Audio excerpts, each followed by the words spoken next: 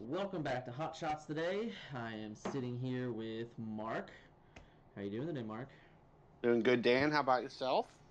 Um, Over the top excitement. Why is that?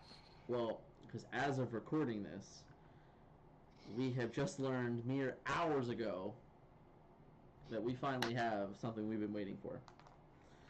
Yes, yes. Organized plays here.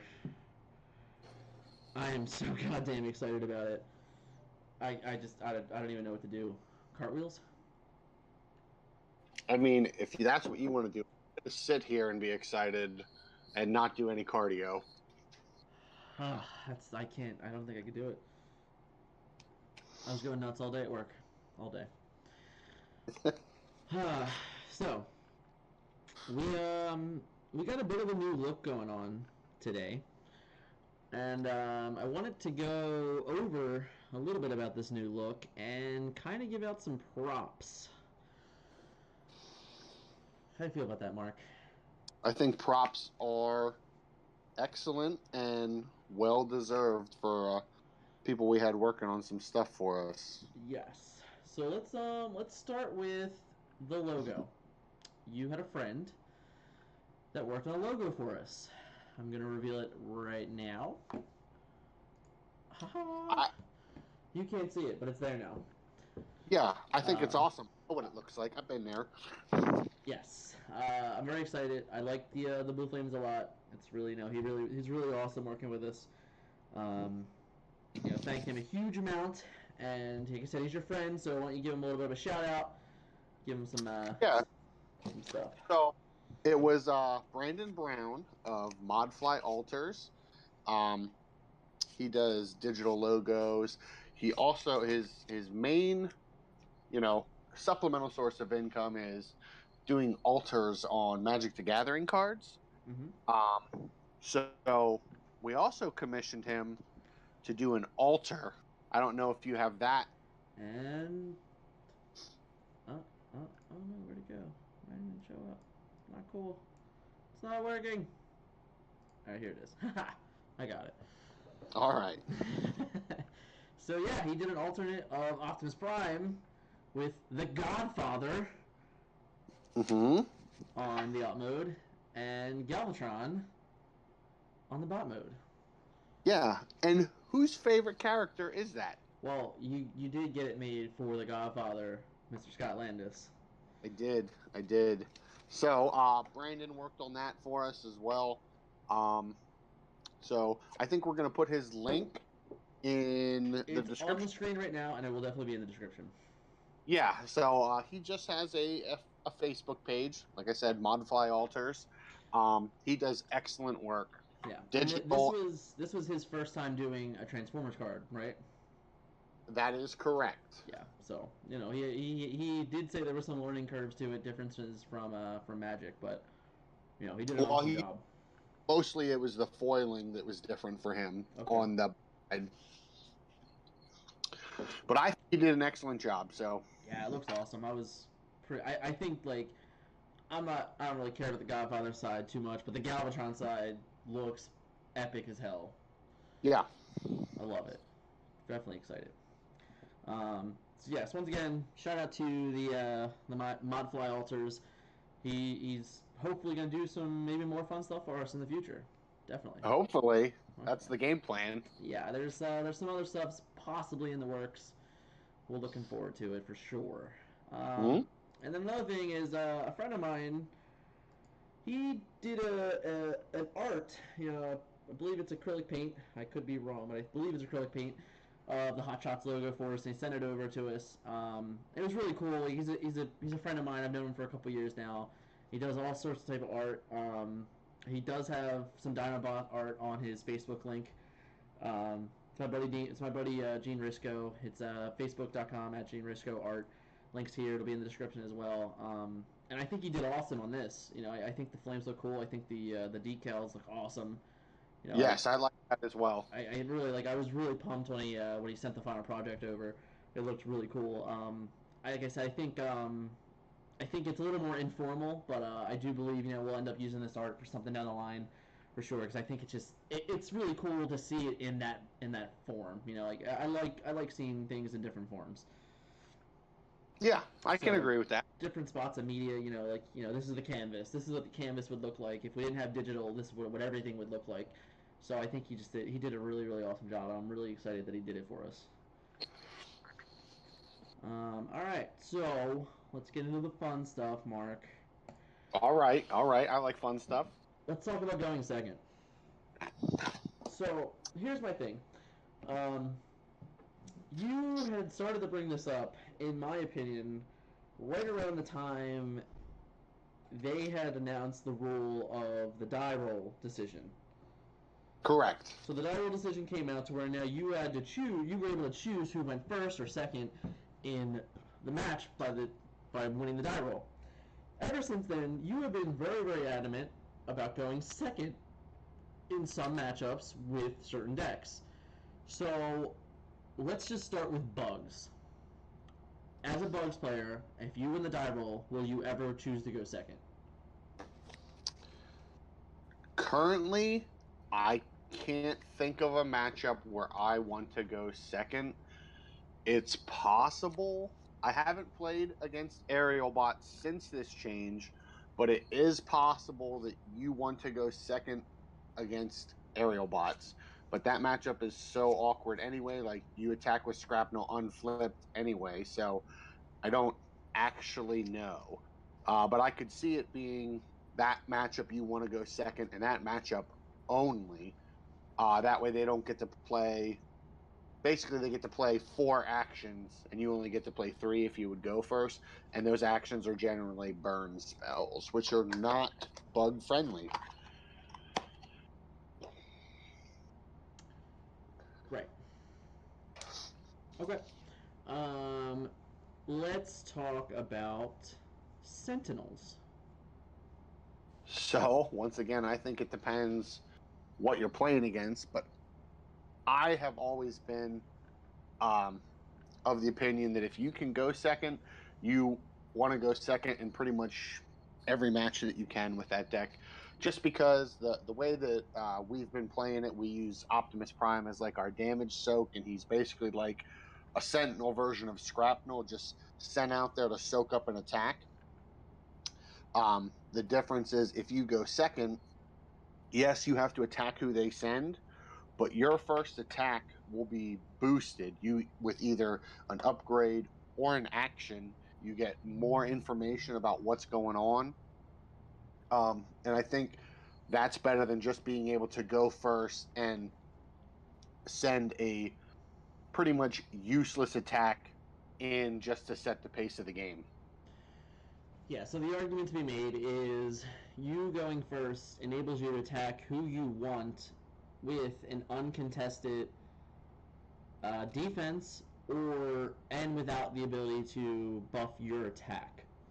So specifically in the Sentinels matches for me, since Optimus is just a 4 attack, there's no way to buff him. He doesn't have a built-in bold. You're not going to flip him on turn 1 to get to 5 attack. I can tend to agree that going second with Sentinels is actually better because of his low attack stat as a whole.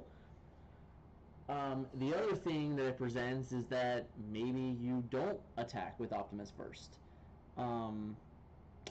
And what that means is that whatever they sent, maybe they sent what you would believe is an incorrect target, and maybe you can now one-shot that, with a prowl attack. If they sent like a weaker health pull, and you're just like, well, I think I can take that out. I'm just gonna, play my grenade launcher on my prowl. It has bolt 3. I can hit for 12, and maybe I can just take this guy off the board immediately. Right. Not only that, you get to if you're going second, you actually get to Mirage and play Espionage or Checkpoint in the same turn. So on your turn 1. On our turn 1. Before they were able to play a single card. Right. So I think that's actually more detrimental than trying to Mirage going first, and you just really spike an action out of their hand, which is bad because they're still going to get to draw and do something. Whereas this way, if you have Checkpoint, if you have Espionage, you're actually able to take them off of something if you have it. I mean, obviously the God play is, Mirage, take an action, checkpoint away, like the rest of their hand. And just leave them with nothing. Right, and then they just get to Sunstreak or draw a card or whatever. Yeah. Or, if you're playing against Dinobots, you get to do the same thing. They didn't get to play anything on their first turn. You get to Mirage, take, chomp, whatever, any card, treasure hunt to refill, and then you just checkpoint and just leave them drowning. Yeah. Yeah. No, it's a big thing. So, now, like we went over a little bit why you would do it for Sentinels and not for Bugs. Do you think that correlates to other orange decks? So, like, for Dinobots, do you think you should always go second with Dinobots? At least I should say most of the time want to go second with Dinobots? Yeah, I think so, but I think it's for a different reason. You don't really care about the first 2 attacks. You care about the Grimlock attack. So, in other 3-wide matches, if you go second, they aren't going to kill a guy on 1 unless they're Optimus Prime, whatever. So, that doesn't matter. But if it's in other 3-wide mirrors, you get the last attack with Grimlock where he's buffed to the highest that he can ever be. Mm-hmm. So, I think you also want... On top of that, he's protected longer. He is. You kind of treat him like an Optimus Prime Battlefield Legend. Also, once again, just like in the Sentinels match, if they send a guy, if they send Snarl, whatever, like basically if they put a card on top, the most they're going to do is 9. Mm-hmm. And that's if they have like 2 double oranges or a white and some oranges, like 9, maybe 10. Mm-hmm. That doesn't even kill any of your guys. But then you get to swing back and you get to play grenade launcher, whatever, anything else to possibly always be able to one-shot on the swing back. Yeah. Yeah. So the same thing, it's kind of funny, like, the same thing for a different reason is for blue. Yes. Blue wants to go second because it wants to take away one of your attacks. Correct. So, like, as aerial bots, I want to go second because, like, I know that your first attack can't kill my Fireflight. Yes. Nope. You send that guy in, you cannot kill Fireflight with anything you have. Anything you can try, go with it. Right. And so, and even I get to draw another card, which is right. So even against aerial bots, if you force your opponent to go second as an aerial bot player, they have to attack Fireflight. Mm-hmm. They're not going to Fireflight. Mm-hmm. Then on your turn, you get to set Skydive. Yeah. Is that the general? Yeah. So not only that, now they have to waste another attack on that, and then they're still going to have to waste an attack at some point on Fireflight again. You basically just get to make them waste their 3 attacks. That's it. They're just wasted. Yeah, exactly. And if they kill your guys, you're like, okay, I don't care. Yeah. That's not the point, but yeah. Yeah, it's just funny that we had never really thought about going second until the rule change. Well, you didn't have a choice, so there's no reason. Yeah, it was just like, well, if I win the battle, I win. Now, I think, like, there was a couple times, like, I know back in Wave 1 when we were at the end of it playing the 3-wide mirrors, I think me and Scott had both said it, like, yeah, you really don't want to go first in this match. Like, you want to go second because you want to protect your Optimus Prime. Because otherwise, they just get a free hit on your Optimus Prime. You're like, well, this sucks. So right. Now, the only thing that I can say about going first is, same characters, you do get to have the first crack after the wheel. You get to choose who you get to attack. But if you're able to go second, you're able to set that up where it doesn't matter who they attack. You pretty much get to pick off who you want, and then they're left with one guy, and they get to attack whoever they want, but it's not going to matter because you're going to be up a character, in my mind. Well, the big thing about going second also, even like, for orange decks, is function. Yes. Those first wheel turns, you can now have a guy dead on the first wheel turn with a function. Correct. So, like, it makes function, like, that much better when going second. Because you're like, well, he killed this guy, but I get to bring him back and double hit, Yeah, as if function needed any more help. And in fairness, the same can be said for Peace Through Tyranny. Correct. You can steal the turn also. So. Right, you can get to parity and be at the you can steal the initiative back. Yeah. Now, like, just to counter it, you know, I do think a lot of the merit you have behind going second. It's very hard to argue with any of it. However, I do think people generally like to dictate course of action, which is where going first matters. So, like, for me, generally speaking, I actually like to go first. Now, I think it's more of just a player preference than anything strategic-wise, you know, if that makes sense. Yeah, that makes sense. Because for me, I think that I can dictate exactly how I want the round to go when I'm going first. Sure. The only thing that I'll have to say to counter that is I don't think the first two attacks matter. The third attack is what matters. And if you're going second, you get to have the most information and the most... you get to just basically pick. You got prime pickings if you have the last attack as the third attack. Yeah. No, I said I totally agree with all that. I can't argue that. I just think we had a big debate about the Sentinel's Mirror, where your information had provided that going second gave you an edge, and my information was going first gave me the edge because I won every game I played when going first. But those granted, were all tied to checkpoint. Once again, granted, it's a small pool of reasoning, but on that given day, it was like, well, that's what worked for me on that day. It doesn't mean that it was right or wrong. It just meant that on that day, I came out of that going, well, I won all 3 games on the play, going first. So I don't know. It's hard to argue against that small sample size. Obviously, the only way to do it is by a larger sample size. But you know, I just think that going second in this game is a huge deal because you do get an extra card. It's a big deal. And like even for Optimus Prime decks, whether it's 2 tall or 3 wide, the longer you can protect Optimus Prime, the better. Yeah. So going second for Optimus is great because you get to protect him as long as possible. Not only do you get to protect him, you get an extra draw step to draw a card to increase his longevity, whether that's a security console, reinforced plating, an ion blaster, any of those things. You just get an extra look at it to play. So even if you go first, like, you can treasure hunt to find those things, you can inspiring leadership to find those things. You just get an extra action in this game that your resources are so limited that you don't get that going first. Yeah. It's hard to argue. It's very hard to argue. It's something that I think now more than ever we'll really start to see go moving forward now with organized play and more high-level competition. We'll see how many people actually tend to agree with that. So I hope nobody agrees with it. No, we'll see. We shall see.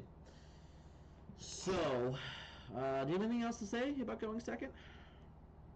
Not that I can think of. What you gotta perfect, though, is when your opponent wins the roll and says they're going to play first, you have to look dejected. That's not what... That's what you have to work on. That's awful. Well, okay, well, here's the other thing. We didn't even talk about him. Metroplex. Oh, yeah. Metroplex always wants to go second. Yes. I can't think of any world in which he doesn't. So that was a huge thing for Metroplex, for sure. Yes. And everyone should be a little happy because I always tend to forget about Metroplex. So the fact that I remembered him makes me very happy. I won't lie. And all of our Metroplex fans will also be happy. But I'm sure, honestly, if you're a Metroplex player and you haven't thought about just always going second, I'm telling you should think about it. It's 100% worth it. Just playing the Supercharge or playing the backup beam anything that gives you that extra innate bold on that first swing, it just increases your chances incredibly. Yeah. Yeah. All right. Now that we're done going second, let's discuss this incredible rule change that is sideboards. Yeah, it's excellent. So, fun fact, for our first podcast that we did, 3 months ago, we wanted to talk about sideboards then. We did. We did. We wanted to talk about them then. We wanted to talk about the idea of sideboards then, and discuss, what they could be, how could it make sense, how many cards, if there would be a character card, how many stars, etc. Well, good thing is we didn't have to do any of that because Wizards gave it to us. Yeah, and I'm like a kid in a candy store. There's just so many possibilities. It's crazy. It's nuts. So I'm gonna quickly go over the rules real quick, just to refresh each of ourselves. One character card of 20 stars or fewer, 10 battle cards, and then the newest rule is after sideboarding, decks must be legal. After each game in a match, the player who won that game sideboards first and declares their team. Then, the player that lost that game sideboards and declares their team. No more than 3 copies of each battle card are allowed. Duplicate character cards are not allowed. So that's strict. So the biggest rule change before we get into some of the cards are, when you win the game now, you actually have to sideboard first and then present your deck and your character lineup to your opponent that lost.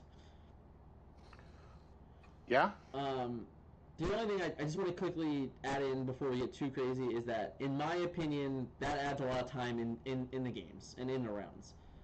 I'm slightly worried about this up front. I think over the course of time it'll be fine because more people will be used to doing it. But up front, I'm very, very worried about these first couple events of sideboarding. Well, and it could also be something that when they announce the floor rules, which they haven't yet, they could announce the floor rules that you submit your team, you show your opponent what your team is, and then they show you what their team is, and then you guys sideboard together. So that might be, it will cut down on time instead of you having to fully sideboard while your opponent sits there and waits. Yeah. I just, that could be something to shave time. It's either that or you just add 10 minutes to the round. I'm really worried about going into game 3s with, little time left on the clock and then getting unintentional draws and stuff like that. I don't want to see that happen. Well, you also have to realize that Wizards has been doing this for Magic for years, and they have a time limit on sideboards. I believe it's 3 minutes. Yeah, but even if you look at that for 3 minutes, does that mean I'm going to have 3 minutes to choose if I want to change my character and then change my cards and then present? No, I imagine they'll do it so it's 3 minutes for the entire sideboarding process, or 4 minutes. Also, you have to realize that this is only 10 cards, not 15 cards, and you're either going to make... So you also have to make all of your sideboarding decisions ahead of time, so you don't have to think what your opponent's going to do. You get to see part of what they're doing right away. Yeah. So I think it might be something that maybe the first player gets 2 minutes and the second player gets 3 minutes, and that only happens twice. So yeah, but I'm saying that's 10 minutes in the round right there. So now you're talking about playing 3 games in 40 minutes. Which is completely possible at the high level of play. In orange mirrors, sure. In blue mirrors, I'm worried.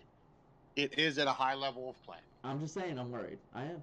Because I also believe that in blue mirrors, your lineup's really not going to change that much. Unless we have some fun things that we could experiment with.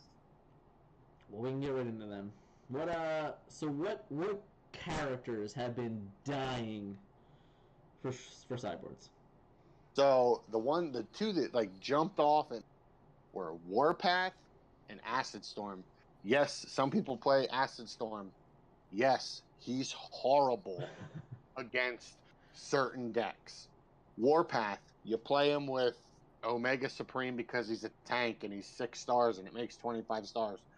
He's horrible. But when you have the option to sideboard this to basically counteract what your opponent's doing or just give additional damage, then that card can really shine. What current decks in the meta do you think could easily say this is the card, this is the character that I want to sideboard?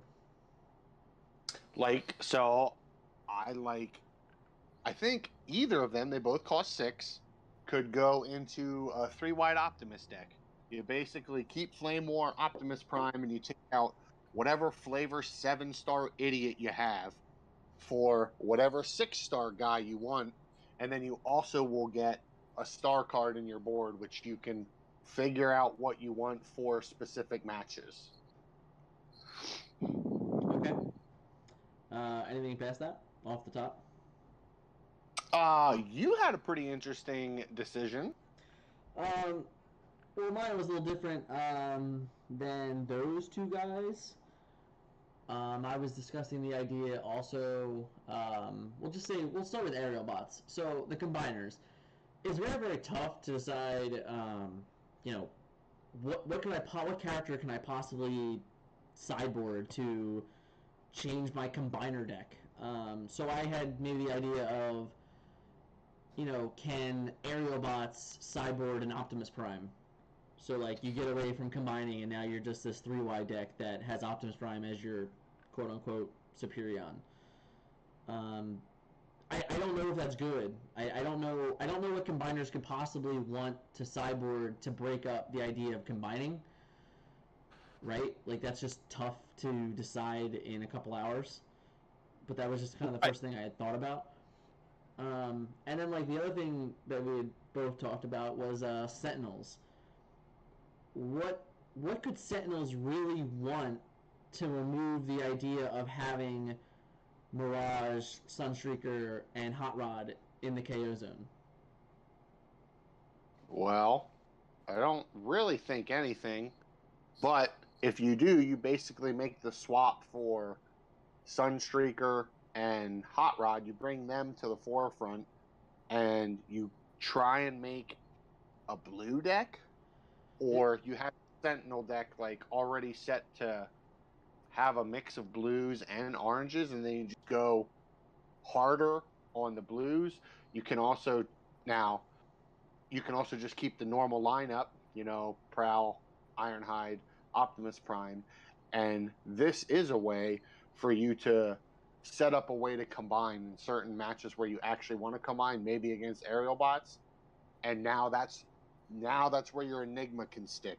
You can put that in the board, you can put some backup beams, you can put some other things to make sure Optimus procs so you can go off a turn earlier. I don't know. Yeah, it's tough. So much to digest. As far as other characters that go, it'll be really interesting to see, like, for cars, like, could you just simply say, all right, I'm going to sideboard Cliff Jumper, and now I'm going to get some star cards, maybe, could I sideboard SRB because his ability might matter more than Lieutenant B, Yeah. Dinobots, could Dinobots say, well, I want Swoop in this matchup, but I want Snarl in this matchup? Like, maybe Snarl's better versus Sentinels because you don't have a hand, so you're always going to maybe get your draw 2 cards off. I'm not sure. I'm just saying, like, I'm just trying to think of, like, these tribal decks, like, what can they gain from a character on the sideboard? Right, and, like, the easy one is Bugs. Like, so Ransack's good in certain matchups, Chop Chop's good in other ones. You can just side them in whatever match you're playing, you just flop them in and out. It's just an easy switch. Yeah. Yeah, no, that's true. I don't know. It's just the character thing is always going to be something that's going to be very, very interesting to me. Obviously, Metroplex just got hosed with this rule, right? I mean, you can sideboard a 20-star character and replace Metroplex if you want. That seems like it's never going to happen ever. Right. So it just feels like Metroplex got hosed. That's all. I'm gonna chuck in Metroplex for the Metroplex fans again. It just, you guys got nothing out of the one character in your sideboard. Sorry. Yeah. All right. Battle cards. What is let's first start with this. How does these 10 battle cards affect main decks now? Like, do you think that a lot of these main decks were playing these silver bullet cards because they were forced to, that now they can just be like, well, I'm going to be all in on my main deck for game 1, and then I'm just going to board in these cards that I specifically need against these matchups for games 2 and 3? I think it's going to be, meta. There's a, if you know you're in like an orange heavy meta, you just won't play ramming speed. You won't play debilitating crystal, any of those things. But you're gonna always play the one of bashing shield, just so you have an out to force field whatever in the other orange mirrors. Speaking of those cards, I think that skyrockets force fields stock. That's just going to be a card that's going to be in every single sideboard from here on out. 2, 3 of them, just because it's so good in the orange mirrors where armor removal and things like ramming speed are just awful. So you get to bring this in, and your opponent most likely sides most of those out, and then you just basically generate an extra attack because you have this card. So what you're telling me is that you're going to have to out-sideboard your sideboard opponents? Well, that is where player skill will come in. Right. So at base level, the 10 cards that you can add to your deck is huge. You're at the end of the day, you're extending your deck to 50 cards with a 40 card minimum, and it's 24% of your deck. It's a huge difference. So you could legitimately, change your deck enough to be a different type of deck if that's how you want to build your sideboard. Kind of like you said in Sentinels. Like, say if you wanted to build your Sentinels main deck to have enough blue. So like in the event that we both played Sentinels, we had a good amount of blue in the deck invested already. So our sideboard could have been just 10 more blue cards to give us an edge in some of the mirror matches, maybe that extra blue is going to matter when we're flipping on defense. So you could do it that way. So like, all right, well, I'm no longer orange. I'm now this, super mid-range orange-blue deck, right? Or you can do it the way you just said. Like, all right, I'm not going to play Raving Speeds. I'm not going to play Debilitating Crystals. Debilitating Crystals, they're going to be my sideboard cards now. I'm going to play Force Fields in my sideboard because they're awesome in the mirror matches. I'm going to just... I'm trying to think of other cards that would, fit under that criteria. And then the last setting would be, okay, I'm playing 2 of this card in the main deck, I'm going to play a third one in the sideboard. I'm playing 1 of this card in the main deck, I'm going to play 2 of these in the sideboard. You can also just fill out your deck that way. So in any given matchup where you feel that one card is better, for example, Marksmanship. Marksmanship's great in almost every matchup, for the blue decks, but against Sentinels, it's trash. So you're like, well, I think now I'm just going to play 2 of them in the main deck all the time if Sentinels is going to be a heavily played deck at this event that I think is coming up, So I'm going to play 2 Marksmanship in the main deck, and then against decks that aren't Sentinels, I'll board in my third. Right, and it's also one of those things that also gives you spots for ramming speeds when you need to have just additional obstruction against blue decks. Now, I don't know if this is viable, but it is possible that you can play some cards like Emergency Maintenance in your sideboard. I don't think that card is good enough, but the healing 3 damage off of a guy might be enough to tip the matchup into a turn for you. But that card's almost unplayable for your main deck. Well, think about this one too. Just because you went to Emergency Maintenance, I thought about Bombing Run. Maybe Aerial Boss is going to board Bombing Run now. Oh, for the... Yeah, for the mirror, it's huge for the mirror because, you have these awkward flips anyway because of Alpha Bravo. So now the idea that damage gets here, damage gets there, I can now heal that damage and then hit something. That's pretty good. Okay, so here's another one that you could... I think Swap Missions is like a horrible card to play in like 3-wide Optimus, but it's possible if you play against aerial bots, if you sideboard into swap missions and you have 3 of them, knowing that you just, instead of like going first and flip your other measly guys, you just flip Optimus first, send him in, kill a guy, you know, hopefully kill a guy, and then you just get to swap and attack with Optimus again. They're only going to get 1 hit on him, and you're going to be able to keep doing that. So maybe it changes your sequencing with these cards that you'll have access to in your board. Yeah. Some of these things will 100% change sequencing as we know it right now. Right, and that's just, it's something that like seems like a bad sequence because you have to play a bad card with it, but in that particular situation against aerial bots where you know your prime's going to take what, 3 damage, maybe 5 damage, you're not going to on the swing back unless they like specifically send in Alpha Bravo extremely early. You might not even take any damage. Well, but I'm saying they're probably going to play like a marksmanship or something like that. They're going to play. Sure. So, but then you get to untap and attack again. Yeah. So I think in that matchup specifically, that card is going to be good. Yeah. And same thing with brainstorms. You know, right. Like we generally find a hard time putting brainstorms in main decks because it's just kind of a win more type thing.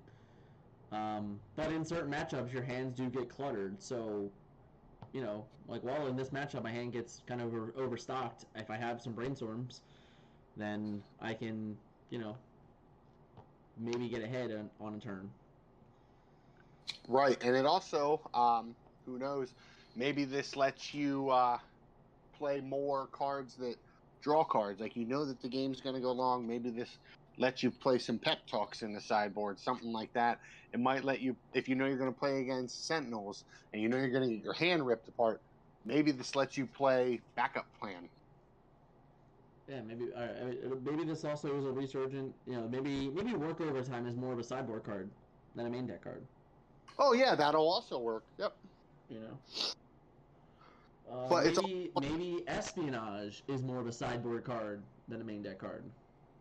Right, and I think in that vein, I also think that Cornered is an unplayable card, but it's going to be great in the sideboard against aerial bots. I'm sorry, what card was that? Cornered. Okay, sorry, I didn't hear you. I think that card is unplayable out of a main deck, but out of a sideboard, the card seems like it would be very good. Yeah, so maybe like weapon baton, right? Is that what it's called? Enforcement batons, yes. Enforcement baton. Sorry, enforcement baton. Maybe that sees some sideboard play now. Well, it'll definitely see play coming up 3. So you know if your opponent one of those cards, but you don't actually want to play it in your main deck, now you have a way to counteract that. Yep, you can just destroy a Battle Master now. Yeah. I can see that. It's so early to tell. It's been less than 24 hours. Yeah, it's just I'm still trying to wrap my head around. Like, I think most of our ideas, even at this point, are like mega ground floor. But it's like one of those things that like you just have to you have to talk through it. You have to play games. You're gonna have to. Especially the characters. So, like you said, you know, Acid Storm and Warpath. Like, all right, cool. So I'm going to change my lineup to play one of these characters. How much does that change my sequencing now? Because, like, so in 3-wide with Hot Rod, or even Sunstreaker, you know, you attack with that character first every time.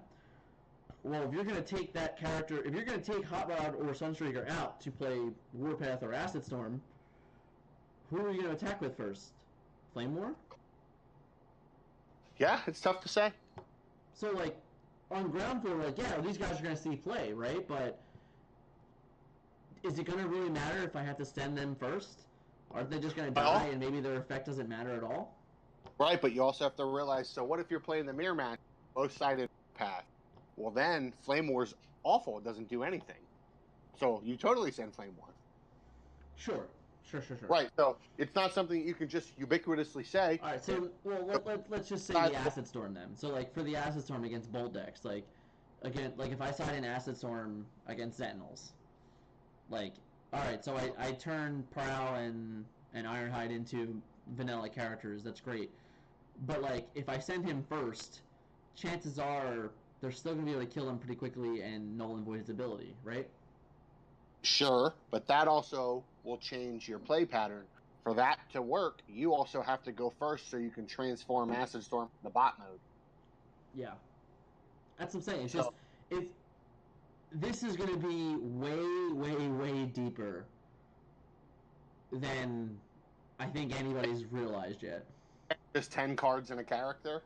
Yeah, it's huge. It's just huge. I don't, yeah. I can't wait to honestly start really getting into these ideas. It's a lot of work. It's going to be a lot of work. It's a ton of work with only a couple weekends before the big events at Origins. Yeah, and by a couple you mean 2. At the moment of recording, yeah. Right, yeah, and the one weekend we're already priced into doing something, so it's basically only one weekend of testing. Yeah, which is almost forced upon at this point. Yes. Yeah. Okay. Do you have anything else for Sideboards currently? No, because we don't want to talk about it for 3 hours. Yeah, I'm just gonna just punt it for now, and it's gonna be a learning curve. I'm sure the next time we're sitting down and recording, we're gonna have even more to say than we already did, and maybe we'll have more more characters, more battle cards. I don't know. It's so goddamn tough to tell right now. Yeah, and by tough you mean it's just impossible. Yeah, it's unbelievably game breaking, is what the sideboards are. It's that simple. Like deck building completely changes. It's completely. It's crazy. Now, Yeah. The good news is that at the end of the day, it's out now before Wave 3 hits, so they have a couple weeks, and they have a major event of Wave 2 to redefine it if they have to, if they need to. They feel that it needs to be a little bit more, a little bit less. So that's good also. For anyone going to Origins like we are, we'll gladly be the guinea pigs for this. Yeah. I mean, quite the purse. Yes. We'll get into that in a moment. All right. I think we're gonna table sideboards for now, and we're gonna move into the money shot. The money shot is really simple. It's our Patreon. It came out a couple weeks ago. This is the first time me and Mark can talk about it. We're gonna go a little bit into more detail than what the descriptions are entailing. For us, the biggest thing is the coaching tier. I think me and Mark are, we were the main pushers, the main go-getters for a coaching tier, because at the end of the day, we bounce so many goddamn ideas off one another that the least we can do is share it with someone else, at the very least. But it's so much more than what the description's leading on, because the description in the Patreon is just saying, hey, you get a sit-down session with us, with a talk with one of the members of Verse, or a couple members of the Verse, depending on, a given night or the time you want to do it. And that's great and dandy. That's going to be there. That's going to be awesome, for us to sit and talk. But the big thing is actually the channel. You get your own Discord channel with everyone from the coaching tier. And I think me and Mark spend more time in that than, I don't know, anything else probably. Yeah, totally. And even like this past weekend, the guy Nate, he's from Seattle. Seattle had their first event, their first organized play event, for that area, for that local, and it was 12 players, and he ended up going 3-0. and he finished second place. It was just based on record or whatever they did. But he went through. We played double Grim. We helped him with the deck list. We helped him with the sequencing and stuff like that. And that was all done through the chat. We didn't have a conversation with him. We didn't get on Discord. We didn't do an hour session. Like we just helped him via the chat. Come up with his deck list and get to at least a good or a better understanding of double Grimlock. Mm-hmm. And I mean, so there's also the coach tier. There's also a Facebook group, which is its own tier as well, that just gives you access to all of the deck lists that we have, and it's being updated each week. It's like, hey, we played this at this event, so now you don't have to go on the deck page and find, a list that's a month or 5 weeks old. You can come in there and be like, hey guys, what's your new and updated Sentinels deck look like? Oh, it's right here. Look at this. We changed these 5 cards. This is what we're doing. And then there's discussion and discourse about why we changed certain cards. Yeah. Yeah, I mean it's growing too. I think we're up to, I want to say 17 members at the time we're recording, 16 members at the time recording. And it's just 10 days old. Yeah. At once again, time recording 10 days old. We're at 16 members, and I believe 5 of those are coaching members, if I'm correct. So those guys, like I said, they're getting a little bit extra bonus for sure. But even just the normal Patreon chat, we're always hitting that up. We're talking. We do a lot of talk of the spoiled cards in the Patreon chat. Get a little buyer idea of some of the cards before Scott and Vince do the tech talk and do their takes on them. Generally speaking, you don't hear from me and Mark about cards at all because we don't talk about them until release. It's just kind of the way me and Mark are. But in Patreon, we definitely chime in and say, hey, this is how we feel about it, yada yada. Yeah, it's like, oh man, this card's busted. Man, this card's garbage. That's what it is, and then everybody else can talk about it. That's also a good idea. Be like, oh, that's kind of a bad idea because of this. Yeah. It's just one of those things that's not going to be a whole bunch of posts about, oh my god, you can play this in your blur deck. Okay, that's possible. Oh, but now you can play it in your 5-wide junk deck, whatever, Jetfire or some other characters, something like that. So, also, we're trying to keep everything to a more competitive stance.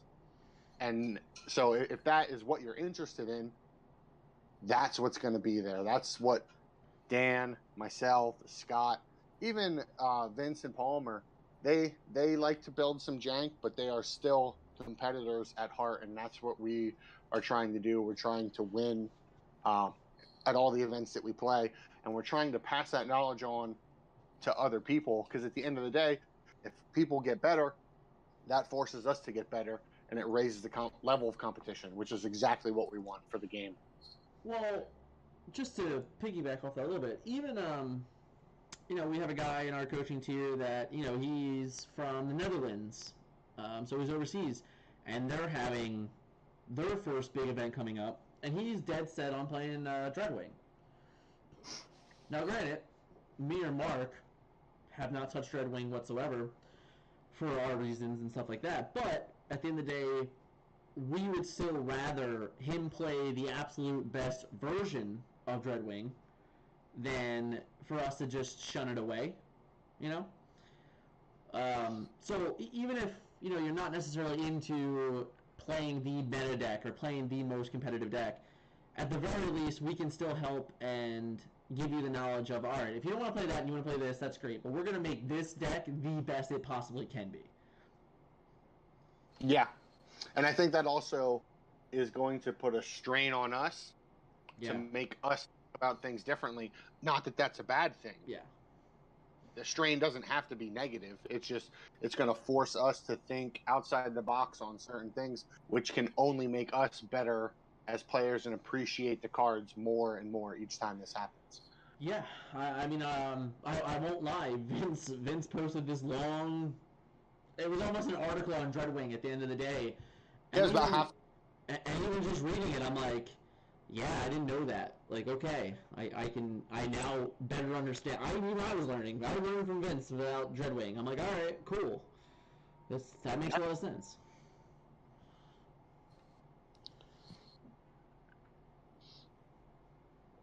But there's plenty of stuff. And even like I said, even just getting in the Patreon chat, it's great because we're constantly in there. It's pretty active. Like I said, it's still pretty little. Like I said, we're only at 16 members, but it's just general chat. You're just getting in there. You're getting to talk to other Patreon members. You're getting talking to us, getting our feelings on certain cards, certain decks. To an extent, we want to protect as much from the higher, from the coaching members as much as possible. But all in all, it's just for us to finally launch it, to finally be involved in the community that we wanted to build, all based on the hope that we would get organized play. And here we are, we got organized play, and it's great to talk to these guys that want to be competitive and want to get better, and we want to do everything in our power to make them better. And ourselves. Yeah, I think what it does is it also, I know I'm definitely happier in that chat talking to people that they have specific questions and specific things that they want to know. And I find that I deal better on, here's some bullet points, and I'll be like, okay, I can answer this, this, and this, as opposed to, hey, what's the best Sentinels list? Be like, okay, that's kind of, generic, aside from just go to the one at VectorSigma.info. Whereas here, it's like, hey, I want to play this card. Why aren't you playing this card? And then we can have a civil discourse about it, and I think it's just better for all of us involved. Yeah. Yeah, it's very fun for me and Mark that spend so much of our week talking to one another about literally like the 39th and 40th cards and decks, that now we can talk to others and get other ideas. Like, all right, well, I can see that. Like, that's cool, but this is why we don't do that, and this is why we do this. So it's just interesting to finally have people that are wanting, that have that willpower to want to get better. Right, and it's also one of those things that, we know our metagame, so that our advice coming based off of that. But, somebody out in Seattle, metagame wasn't. It's just different. So maybe his card changed for his deck. Yeah, our Patreon member Nate in Seattle, no one out there had ever even touched Sentinels, and for us, Sentinels has been a pretty dominating factor, in our meta. Like a couple events ago, there was 4 of them out of 16 players. So like it just, now granted, our meta has slightly shifted to bugs for the moment because of Sentinels, but I'm just saying it's pretty crazy to think that on the West Coast, these guys had never even picked up a Sentinels deck list. It's nuts. Yeah. So, who knows? At the end of the day, just supporting us on Patreon is great. If we want to help you guys in every way we can, and I look forward to organized play really picking up, really hitting, and us in some ways, being the forefront of it. We have been, our channel has been completely based on the idea of organized play. That's what we've been from day one, minus an April Fool's joke about tanks. We have generally have put everything out for us to be the number one people for organized play, and I think we have done that job to the best of our ability to an extent. And now with it, it only creates a spot for us to be better than what we already are. Mm-hmm. So, speaking of organized play, let's talk about the events. There's a few. There is a few. Let's start about the one we have this weekend. Yep. There is an event on the 2nd of June, which is this Sunday. As of recording this, it's this Sunday. Its first place is the sealed San Diego Comic-Con pack that has, the slipstream, cliff jumper, all-out attack, and tandem targeting system. And then I think second place gets a box, and third and fourth get a few packs, and fifth through eighth get packs. So that's kind of a fun event to play for there. At least the pricing is different than packs or store credit. Right. And then after that, we have a weekend off. Oh, and then no, we don't have off. That's a lie. Okay, there's a weekend off of events. And then you're going to have to remind me again on the actual... So Origins is the 13th to the 19th, right? Or no, 16th to 19th, 16th, 17th, 18th, 19th. Yeah, so it's the 16th to the 19th at Origins. Yes. Which officially confirmed today, as of recording, by Pastimes, they are going to be having events. And by Wizards. Yep.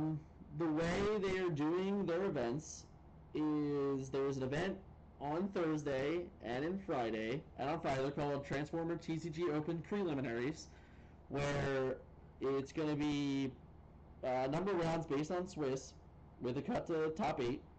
So they're going to cut the top 8 for these events.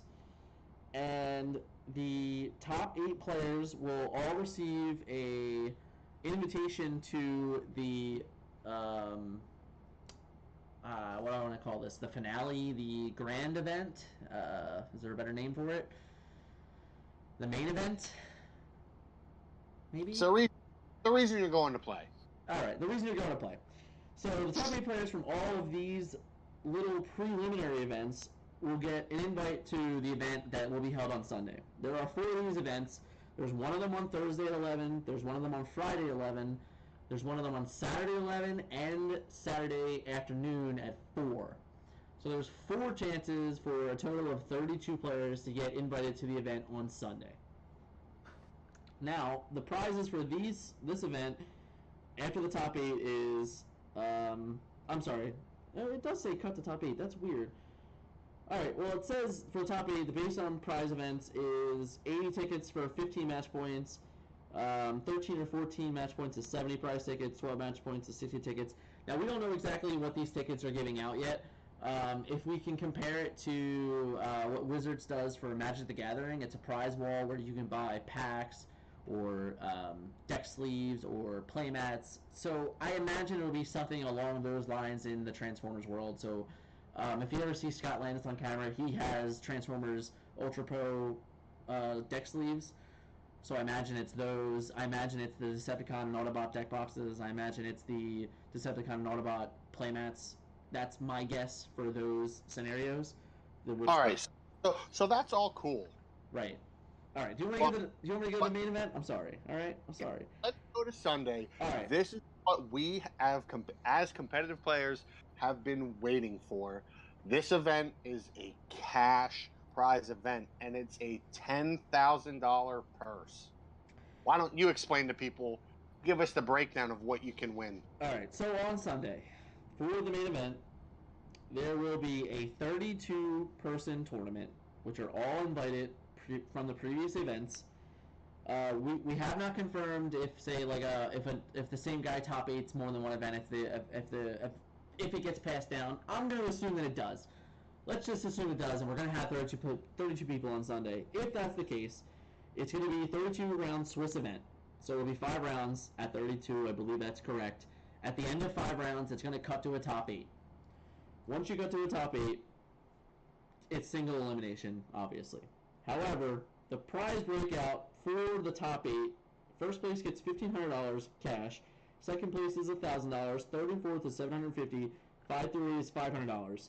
Now, if you don't make the top 8 and you make the top 16, it's $250. And just for getting the invite, for making day 2, quote unquote, of the event, it's $125 from 17 to 32nd place. So if you go and sign up for one of these events for $26 and you top 8 the event and you get qualified for the Sunday event, you immediately get $125. So you've already made $100 minus whatever else you won from the first event. Thanks, math guy. You made $99. You know what? It's 100. Let's stop. You round up. All right. Regardless, this is going to be the prize payout for Origins and Gen Con. Okay? We don't know the full schedule for Gen Con yet or anything like that, but that's going to be the prize payout. Origins and Gen Con will both be 10K events for the main event, and I imagine it'll be the same thing for the preliminary events where they're going to give out the prize tickets. The other thing is the top 8 also gets a box of TCG War of Cybertron Siege. So the top 8 of this event will be the first players to get product for Wave 3. They'll get it 2 weeks before it's released. Yes. So I'd also imagine that if it's not fully spoiled by then, it'll 100% be spoiled by the end of that weekend. Because we'll have at least 8 boxes to go through, and I assume at that point we can probably tell all the cards. Yes, it's going to be awesome. The last and biggest part is the top 16 from the main event will get a 3-day badge for PAX Unplugged and an invite. They all get invited to this, what are they calling it? The TCG Energon Invitational, which will be held at PAX Unplugged, which luckily for us is held in Philadelphia, which is where I live. So that's great for me. It's pretty close. It's pretty close. It's only a L right away.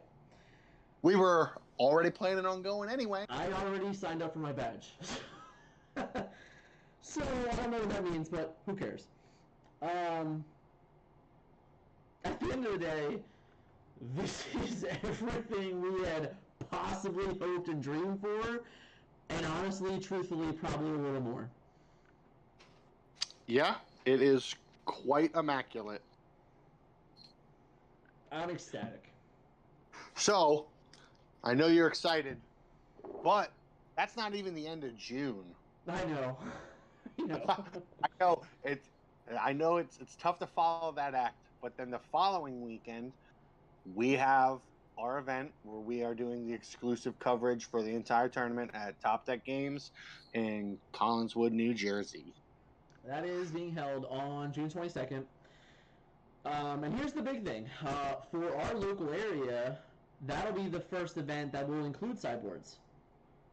Possibly. And on the new rule. I assume by that time it probably will. I mean, it hasn't been confirmed yet, but I think following Origins and all the information that will be released.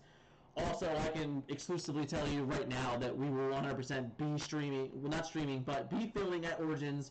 We'll have gameplay from Origins. We'll have all the coverage that we can possibly get from Origins.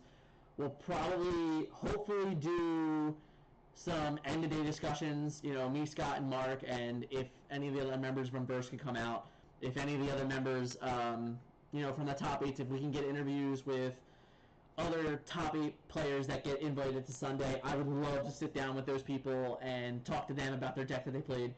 So I feel like Origins is going to be huge for our YouTube channel in general, because we're gonna post as much as we possibly can, period, about it.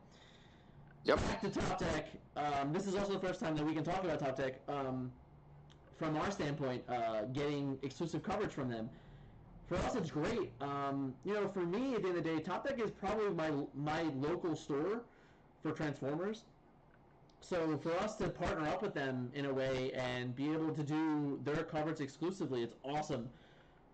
Because I've been going to Top Deck before Transformers even existed. I went to Top Deck for Magic.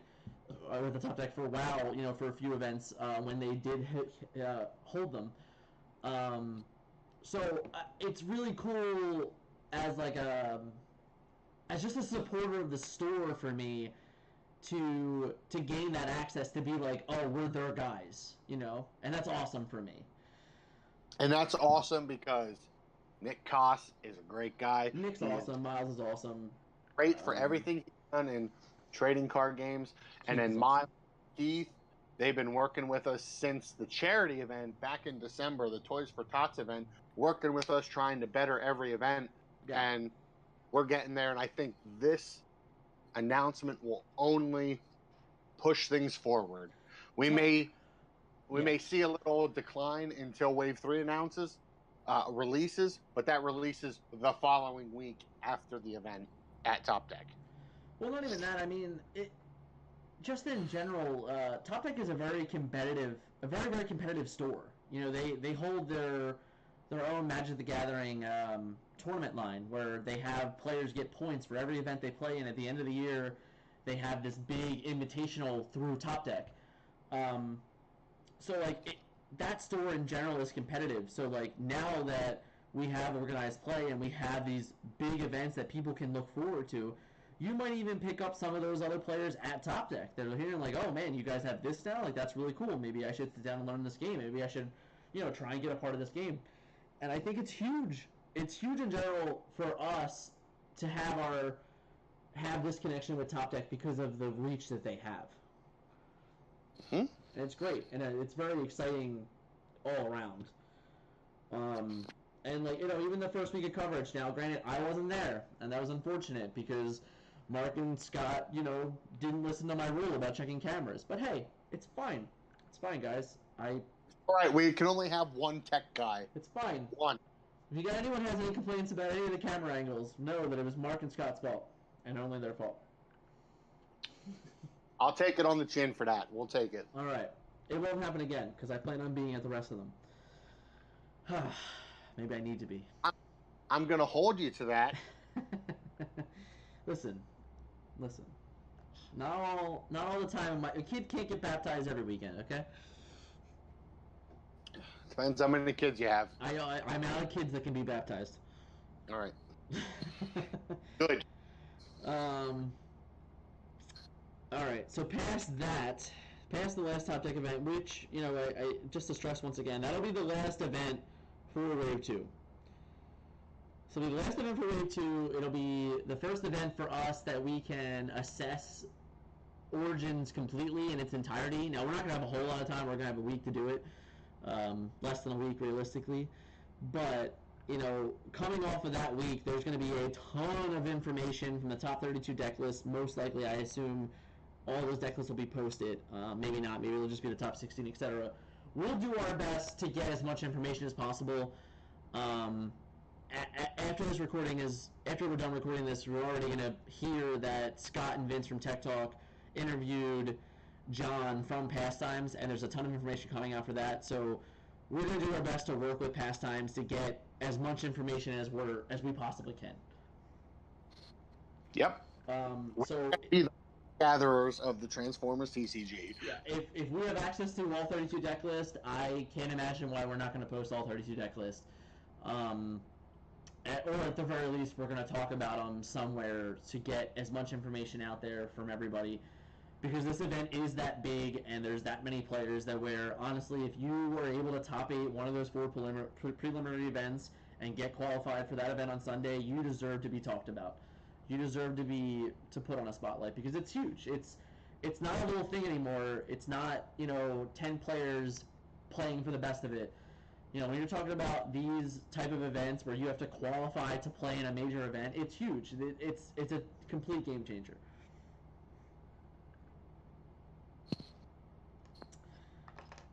I can't be more excited about it.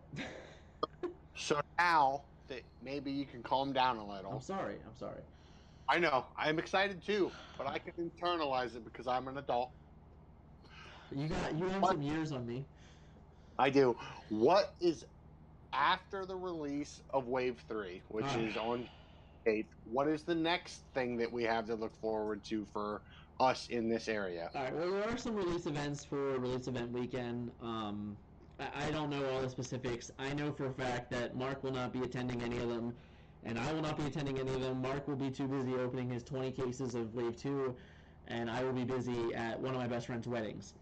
So I'm not exactly sure where all the stores are that are doing them, but there are what feels like to be a ton of them. Do your best. In my opinion, you can call your local game shop, see if they're doing one. If not, you can definitely ask on Facebook. I'm sure someone will have an answer for you where they are located. For us, after that, we have the only game in town. Uh-huh. And that is in central New Jersey, located exactly where? I can't remember specifically. Do you remember? I do not. All New right. Jersey. It's in it's New Jersey. it's in central New Jersey, so it's not close to Pennsylvania or to like Philadelphia, like Top Deck is, or the comic book store. It's a little further than that, depending on where you're coming from. But they're on July 13th, and I believe they're trying to do what Top Deck does. They're trying to do a case event and pay out to those extents in store credit. So not Right. necessarily, they're not going to hand out boxes of Wave 3, I think. At least at this moment, they haven't announced that they're going to do that. They plan on doing store credit. But I imagine you can also buy Wavery with your credit. Yes, yes. Regardless, that's going to be on July 13th, which is the second Saturday, I want to say, in July. Yeah. That is correct. I'm pretty confident that every member of Vector Sigma will be there except for yours truly. That is my vacation. I'm going on vacation. That's final.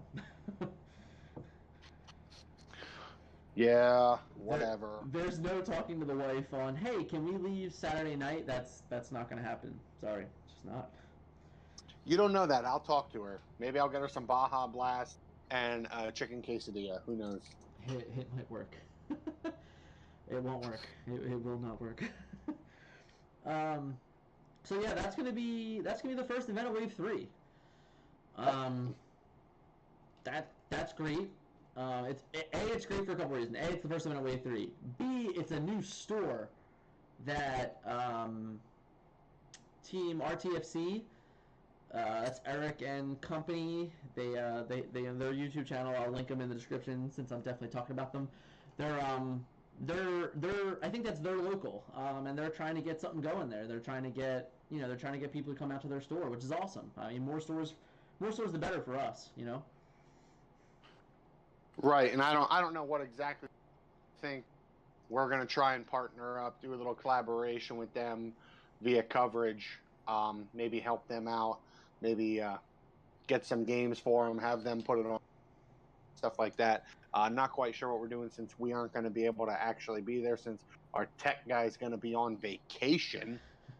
So we're going to try and lend our services to help them get a jump start on getting some coverage on their channel. Yeah, and that's great because Eric is a huge supporter of us for sure.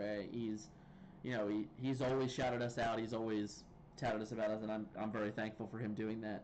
And I want to definitely help anyone else get to another level that wants to be there. So if they're planning on fully covering that event, I'm excited to do it. I'm excited to help, and I'm excited to see what decks will come out of Wave 3 in that opening week. Yeah, that will be a fun week. Yeah. Yeah, I don't know. I think we're entering the closing statements here.